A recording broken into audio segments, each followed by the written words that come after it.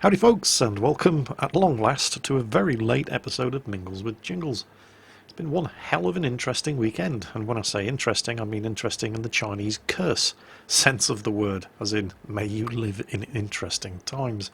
So yeah, I've had PC problems. Now if you follow me on Facebook, you'll have already had the whole story, because the second I realised that Mingles with Jingles was not going to happen, in fact no video was going to happen on Monday, I put the news up on Facebook just to try to keep people posted as to what was going on. Those of you who don't follow me on Facebook, you're probably thinking, bloody hell Jingles, where were you yesterday? Monday wasn't the same without you. Well, sorry about that, but I was just technically incapable of doing a video. I had huge sound issues with my old PC. Normally, if I run into any kind of PC fault, I'm reasonably good at diagnosing the problem and taking the appropriate action myself, but whenever I run into a problem that's outside the scope of my own abilities, I tend to make a Facebook post about it, and well, there's plenty of you guys out there who know a lot more about PCs than I do, and generally one or more of you is going to come up with a solution to the problem, but this time, nope. In fact, when I took the PC into the engineer this morning, because it's still under warranty, and described exactly what it was that had gone wrong, he just kind of shook his head. Yeah, no idea. Don't worry, we'll get to the bottom of it, he said. So let me just explain exactly what it was that went wrong, because it was baffling. Absolutely just, what the hell? So, anyway, what happened was this. On the weekend, I'm playing World of Warcraft. Don't judge me, I'm not proud of it, but I'm addicted. And my guild were doing a dungeon run. I joined the group, and they decided they were going to get on a voice comms. So the guild run their own Mumble server. So I logged on to Mumble, grabbed a hold of my Logitech G35 gaming headset, plugged it in, and I lost all of my sound. I was like, what the hell's going on here? Now, that in and of itself wasn't, you know, bizarre. I mean, you have problems with headsets. Sometimes you plug them in and the computer doesn't know what the primary sound device is, all of a sudden has a sudden rush of shit to the brain, and well, whatever. Usually fairly simple problem to fix. But I didn't have time to sort it out there and then. We were in the middle of a dungeon run, so I just played the dungeon run with no sound. And then as soon as we were done, I shut down the game, back to the desktop, and unplugged the microphone.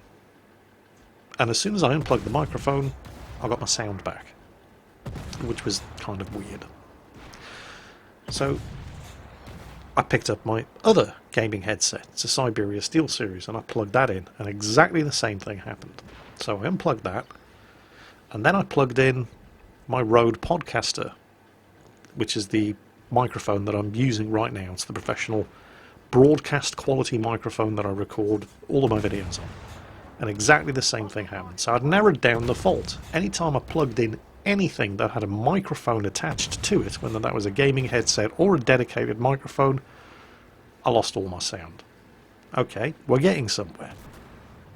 Now, I flashed up my audio properties, my audio devices, and what was happening was whenever I plugged in anything with a microphone attached, it was registering the microphone as my primary sound playback device. It was thinking that the microphone were the speakers, and it was trying to play back sound through the microphone. Obviously that's not going to work. The microphone itself was working fine. I could still record audio, I just couldn't hear what it sounded like, which, as I'm sure you can imagine, is fairly critical when you're doing YouTube videos. So the first thing I try to do is I just run the audio troubleshooter, because 9 times out of 10 that's going to fix the problem for you. Nope. Issue not resolved. Oh, fine. Okay. Open up my playback devices, and right there I can see that the Rode Podcaster USB microphone is set as the primary sound playback device. It's trying to play sound through my microphone. Fantastic. Right above that, in fact, let me just pull up playback devices here. We've got speakers, Realtek high definition audio, not set as the default device. There's usually a big green tick icon which lets you know which the default device is, and it was on the microphone. No problem. Right click the speaker icon, click set as default device, and it would let me do that, but it would not set it as the default device. That's kind of bizarre. The weird thing was, when you selected the speakers and hit the configure button and pressed the test audio button, it played the audio test. I could hear it coming out of the speakers. And yet I couldn't get any game audio working. I couldn't go to YouTube and listen to a YouTube video. No audio from that. Video files on my PC would play, but there'd be no audio. I could pop a DVD into the Blu-ray drive, play it with no audio, and yet the speaker test button worked. So, what the hell? Alright, this is starting to get weird.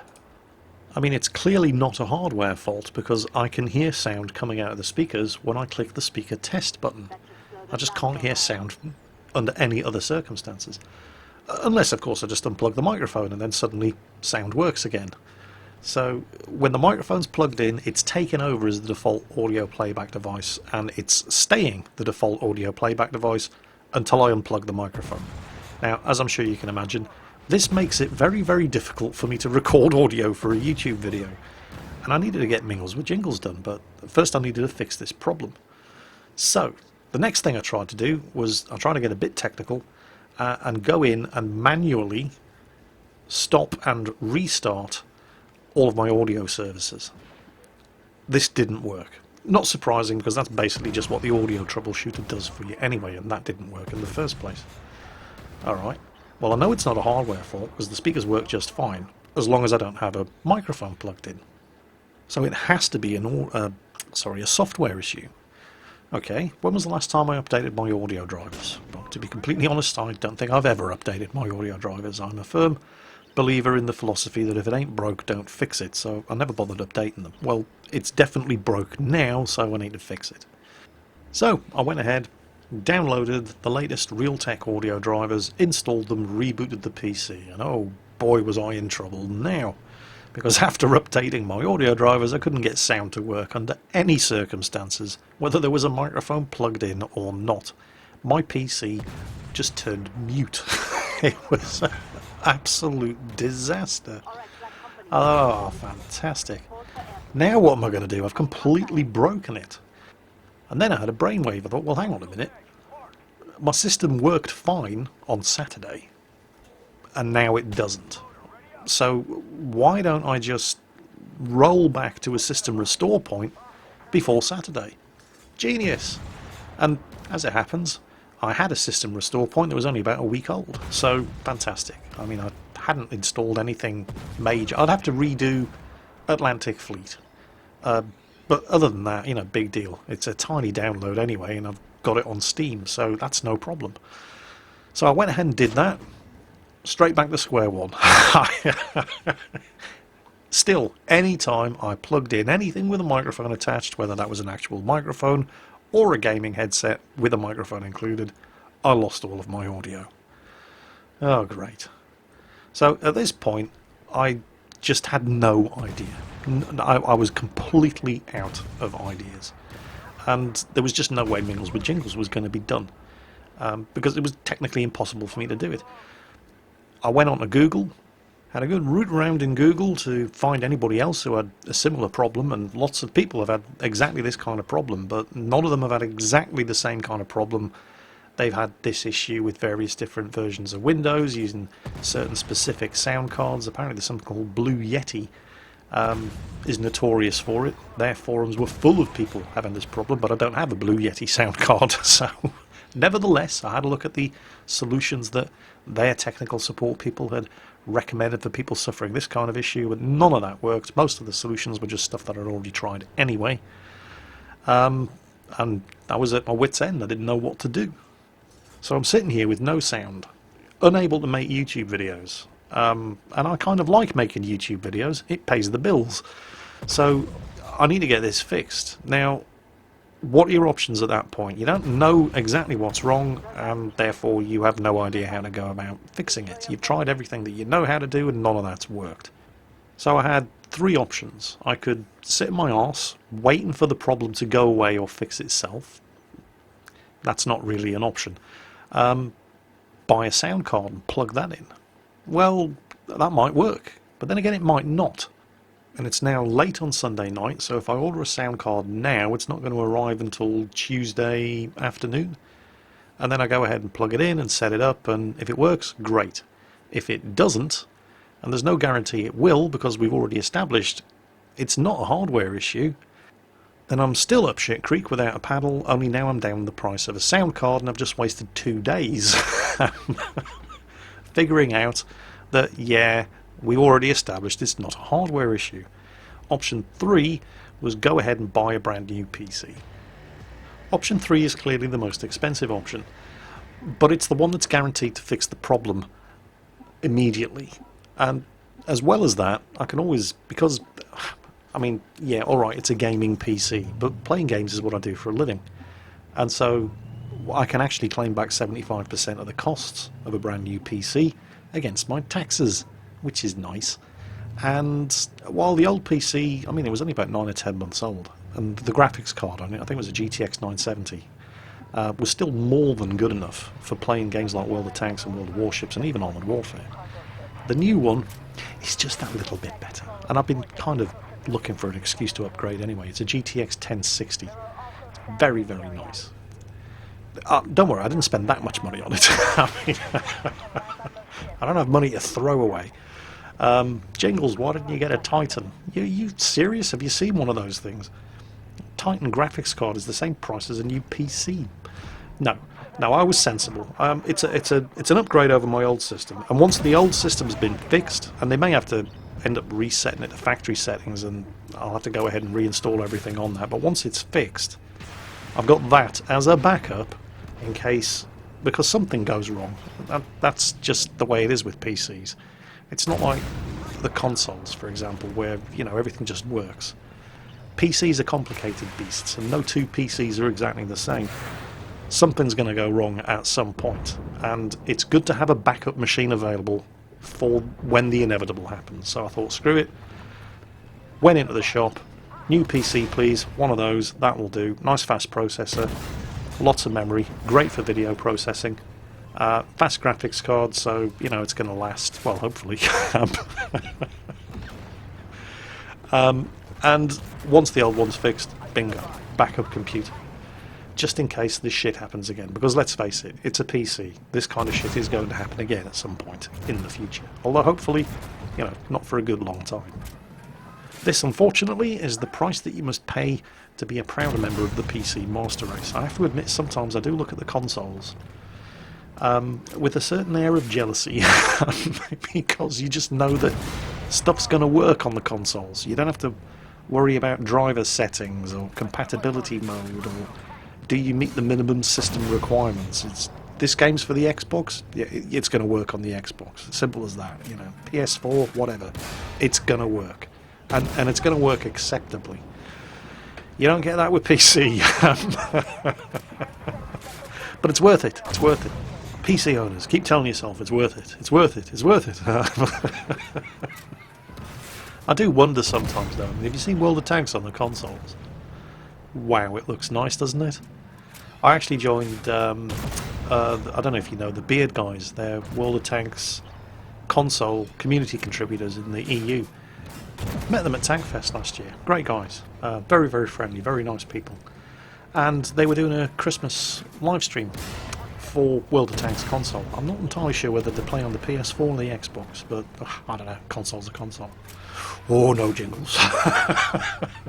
All the PS4 owners are up in arms. Oh no, they're not the same, they're not the same. Yeah, well, yeah, but the game's the same. But it just looks amazing.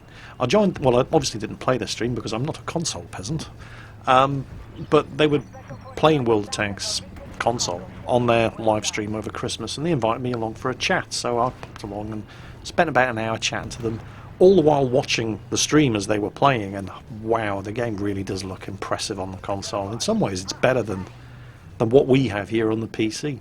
But that's the thing, you know that it's always going to look that good on the console, because the consoles are all the same, and no two PCs are alike.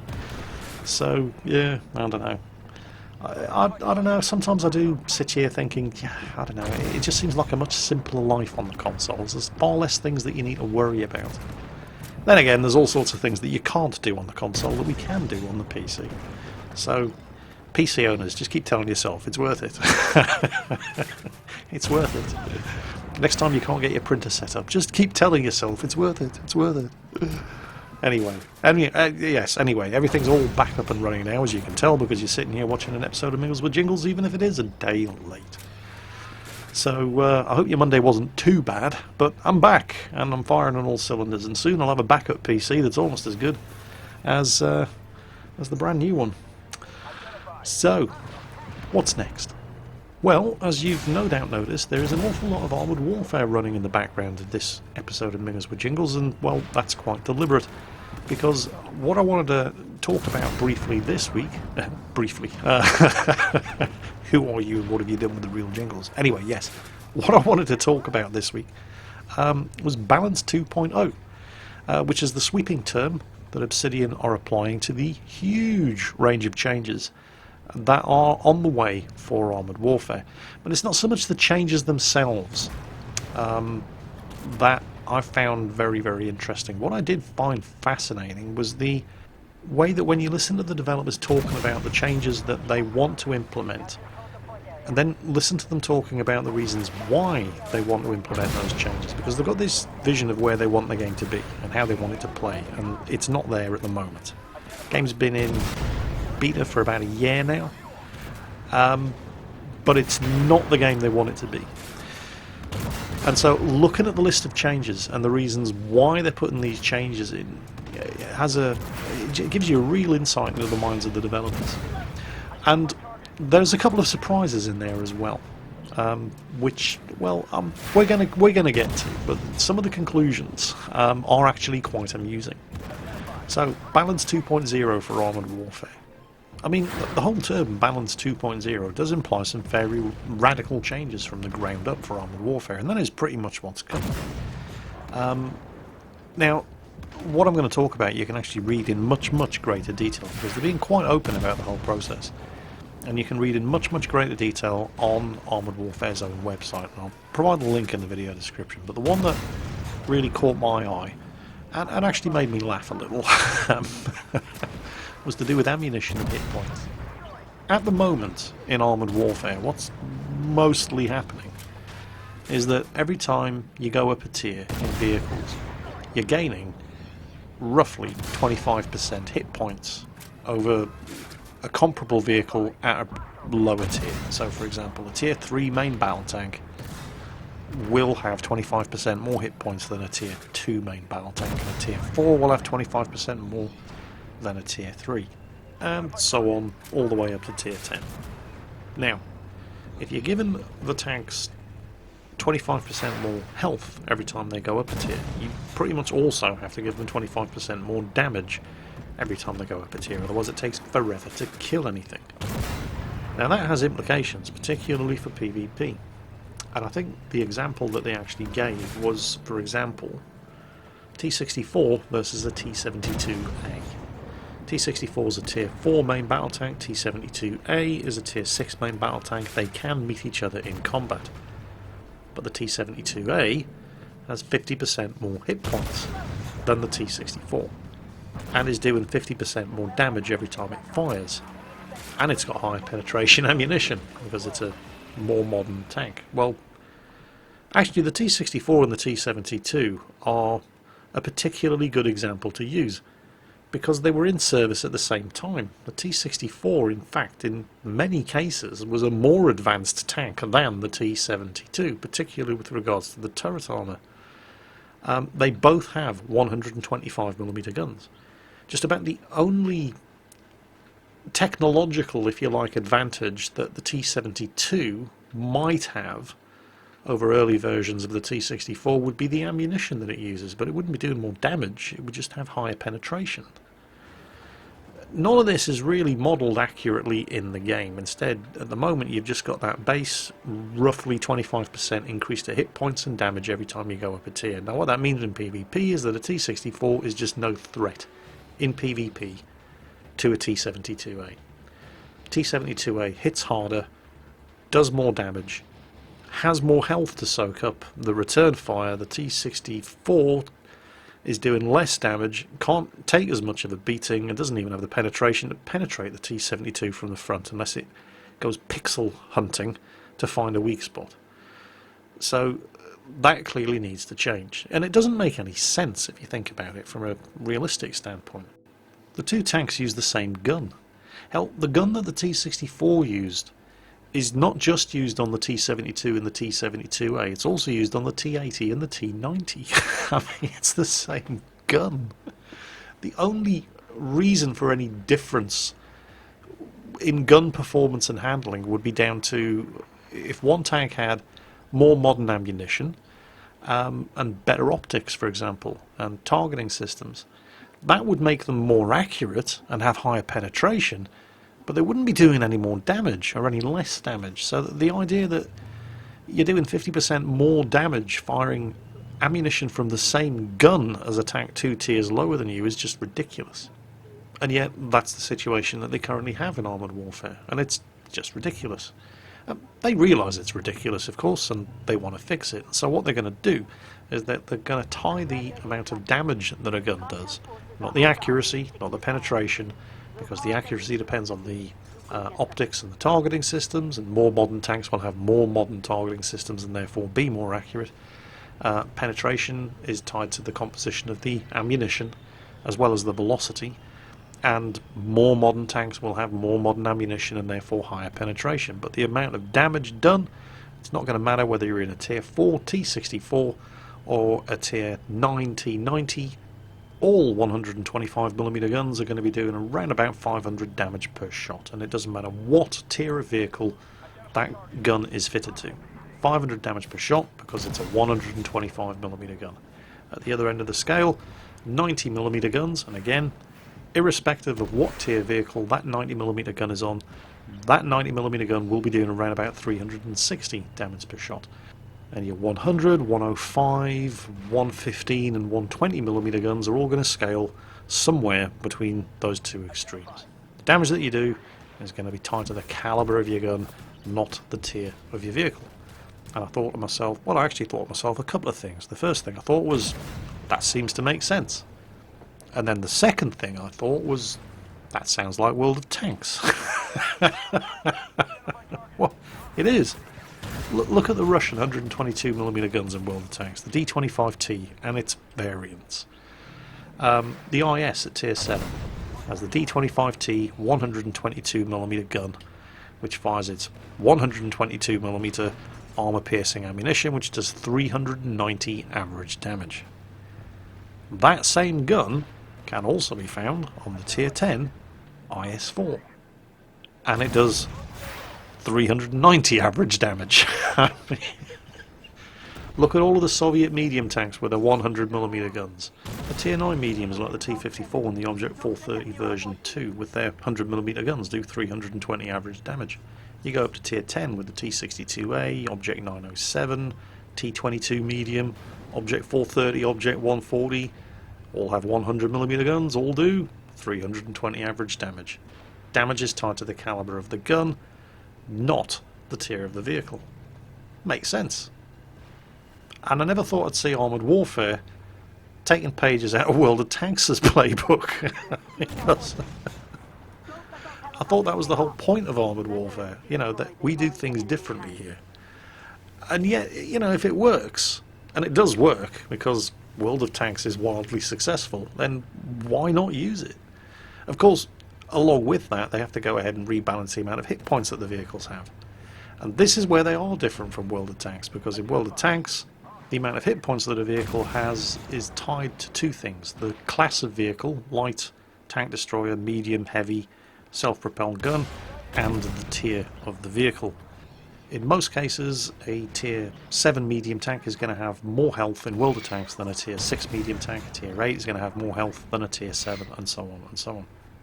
The thing is, in World of Tanks, that actually creates its own issues, and I have some first-hand experience of this because I used to belong to a group in World of Tanks that ran their own historical battles, and I'm not talking about the actual historical battles game mode that Wargaming tried and didn't really work very well, and they abandoned. We used to set up our own historical battles. Every couple of weeks, usually on a Sunday, we'd play a custom game, and the teams would be split up along historical lines. So, for example, if you were fighting the Battle of the Bulge, you would have Shermans and Hellcats fighting against Panzer IVs, Panthers, Tiger IIs. But the teams would have to be balanced, obviously. There'd be a hell of a lot more Shermans than Tiger 2s. Of course, everybody wanted to be in the Tiger 2, but, that's an entirely different matter. What we noticed was that there's just such a difference between tanks of the same, of different tiers as far as hit points are concerned. If you're trying to reenact some of the battles on the Eastern Front, where you've got Panthers against T-34-85s, the Panther's a tier 7 medium tank. It has 1200 hit points, and that's base, before you have the upgraded turret. The T-34-85, despite the fact that it actually faced the Panther in battle, is a tier 6 medium tank, and it has not far short of half the health, which meant that in practice, when we were playing these historical battles out, it required one hell of a set of balancing, because it would take 3 T-34s to take out one Panther. It's just not realistic, even with the 85mm gun. No. Now that's an issue that World of Tanks has. In Armoured Warfare, however, right now, that's the way it is, because when you go up a tier, you gain roughly an extra 25% hit points. But what they're going to do is they're going to tie the amount of health that a vehicle has to the tonnage of the vehicle. So, in Armoured Warfare, a Panther and a T-34-85, well, the Panther would still have more hit points because it's a heavier vehicle than the T-34-85, but it wouldn't have that much more. It wouldn't have nearly double the health. No. So that's a far more sensible approach, at least in my opinion, in Armoured Warfare. So, going back to our original example, the T-64, which is a tier 4 main battle tank, getting into the same battles as a T-72A, tier 6 main battle tank. Currently, in Armoured Warfare, the T-64 stands no chance. Unless he manages to outflank the T-72A, he's always going to lose. T-72A has about 50% more health, and is doing 50% more damage every time it fires the gun. Plus, it has more accuracy and better penetration. The T-64 is completely outclassed, and yet it's expected to fight T-72As. But in Balance 2.0, they're both similar tonnage, despite the fact that one's 2 tiers higher than the other, so they would both have more or less the same hit points. They both have 125mm guns, hell, they both have the same 125mm gun, so they'd both be doing the same, more or less the same damage per shot. The only difference would be that the T-72 would have better accuracy, and with access to more modern ammunition, it would have better penetration. Possibly it might have better armour, but, well, the jury's out on that one. The T-64 turret armour in particular was absolutely fantastic. But the point remains, when you're in a PvP battle in Armoured Warfare, when Balance 2.0 comes out, the uphill struggle that you currently face when you're bottom tier trying to take out a top tier vehicle is just going to be gone. It's going to be a much more even playing field, realistically so. And that, ammunition and hit points, are just two of the subjects that are coming under review for Armoured Warfare Balance 2.0. I do recommend, if you're even remotely interested in Armoured Warfare, then you definitely do need to go over to their website and have a look in much, much greater detail. Because they're being completely open about what it is that they want to achieve and how they want to get there. And just have a look at all the changes that are stacked up for release when Balance 2.0 comes out. And hopefully, Balance 2.0 means a finished game, and it'll be out of beta, and their publisher will actually start spending some money on advertising the bloody game to get people onto the servers and playing it, because it definitely deserves to do well. Well, that's about it for this week's episode of Mingles with Jingles. There are just a couple of things that I need to mention before I go. One of them is, I feel quite self-conscious plugging this thing. Damien Brown has made a Mighty Jingles soundboard app. I'm almost embarrassed. But hey, people seem to like these things. Link down below in the video description. It's available on the Google Play Store. I don't know. I mean, it's just a whole bunch of voice quotes. I mean, it's a soundboard app. You know what they are. It's a whole bunch of voice quotes. Well, this is a Mighty Jingles soundboard app. Made by Damien Brown and available on the Google Play Store. Link in the video description. If that's the kind of thing that floats your boat, then by all means go ahead. I'm certainly not going to stop you. And the second and final thing that I needed to talk about this week before we put this episode of Mingles with Jingles to bed is, well, over at the Jingles.business at gmail.com address. I get a lot of messages every day from people who are anxious to get me to promote their products, and I ignore the overwhelming majority because, seriously, who wants to buy a greenhouse or some lawn chairs just because Jingles said so? I mean, it's just, no. I tend to ignore most of them unless it's something that I'm happy to promote because I think it's a good product, and I can get something out of it for you guys. So, examples for that would be the Erotzi gaming chairs that I was quite happy to plug just before Christmas because I've got one. It's fantastic. I know it's good. I'm happy to recommend it, and they were giving me 2 free ones to give away to you lot. Also, Super Geek Box. I love Super Geek Box, mostly because it's free for me. So I'm getting free stuff. But the thing I love about I forgot how to pronounce it. The thing I love about Super Geek Box is it's like getting a birthday present every month because you never know what's going to be in the box, but you know you're going to like it. So Super Geek Box is another thing that I'm entirely happy to promote. Well, now we can add a third one to the list. I'm sure most of you have probably heard of G2A.com. They're one of the world's biggest online digital gaming marketplaces for discounted games. G2A.com are not the only people in this line of business who've approached me with a sponsorship deal, but they're the first one I was prepared to listen to, mostly because I've heard of them, and, well, people like Quickie Baby, for example, have partnerships with G2A.com, and I trust Quickie Baby, and I respect Quickie Baby, and if they're good enough for him, they're good enough for me, and hopefully they'll also be good enough for you.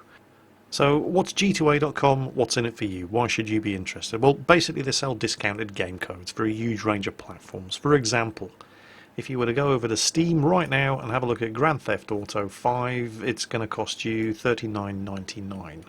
On G2A.com, however, you can get a Steam key for Grand Theft Auto 5 from £23.23. That's basically what they do. They sell you cheap games.